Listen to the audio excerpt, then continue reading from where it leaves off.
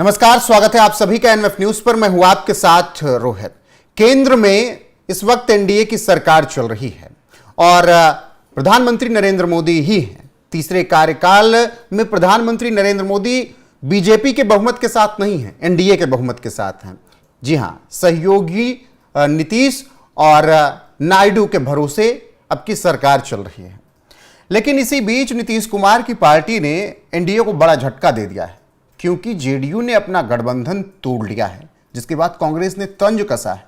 अब आप सोच रहे होंगे कहां पर गठबंधन तोड़ा है, तो आपको बता दें कि केंद्र में कोई गठबंधन नहीं टूटा है, बिहार में कोई गठबंधन नहीं टूटा है।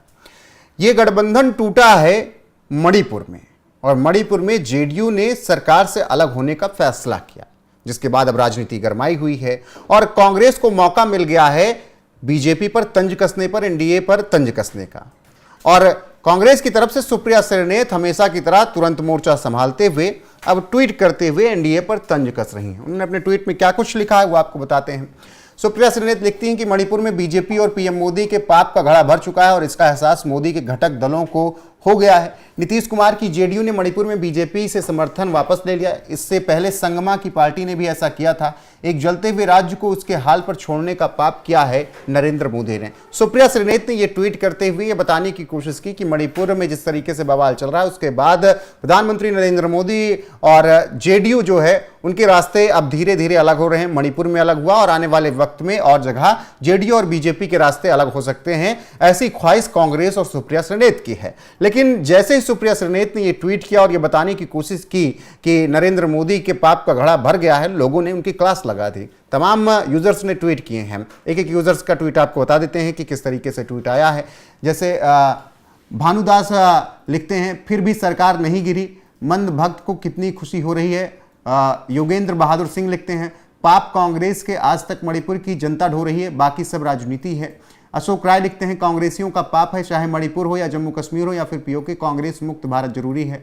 प्रमोद तिवारी लिखते हैं, जब अपना घर ना संभले तो दूसरों के घरों में ताक झांक नहीं करते। जब इंडी गठबंधन बना था तब केजरीवाल राहुल गांधी के गुरु हुआ करते थे, आज सारे इंडी वाले राहुल से किनारा कर लिया, तो इसीलिए पहले अपना घर देखो। ये तमाम ट्वीट्स, वो चाहे भानुदास के हों, योगेंद्र के हों, प्रमोद के हों, अशोक राय को, या ऐसे तमाम यूजर्स, उन सब ने सुप्रिया श्रीनेत को यह नसीहत दी कि आप खुश मत होइए जेडीयू और बीजेपी के मणिपुर में अलग होने से। आपको अपना घर देखना चाहिए, क्योंकि इंडिया गठबंधन खुद ही टूट रहा है, बिखर रहा है, उसके एक एक साथी बिछड़ रहे हैं। तो लोगों ने नसीहत दी कि कांग्रेस अपने घर में जाके तो ज्यादा बेहतर रहे। अब बता देते हैं कि क्या कुछ हुआ है मणिपुर में और किस तरीके से अलग हुई है जेडीयू और बीजेपी। हालांकि जेडीयू के अलग होने से कोई फर्क नहीं पड़ रहा है। आपको बता दें कि जनता दल यूनाइटेड के समर्थन लेने के बावजूद भी मणिपुर की वर्तमान सरकार पर कोई असर नहीं पड़ने वाला है। मणिपुर में वीरेंद्र सिंह के नेतृत्व वाली बीजेपी सरकार की स्थिरता पर कोई प्रभाव नहीं पड़ेगा। यहां राज्य की विधानसभा में भारतीय जनता पार्टी पूर्ण बहुमत के साथ सत्ता पे मजबूती से बनी हुई है। आपको बता दें कि जेडीयू के 6 विधायक मणिपुर में थे, 5 पहले ही बीजेपी में शामिल हो गए थे और एक विधायक अब बीजेपी से समर्थन वापस लिया।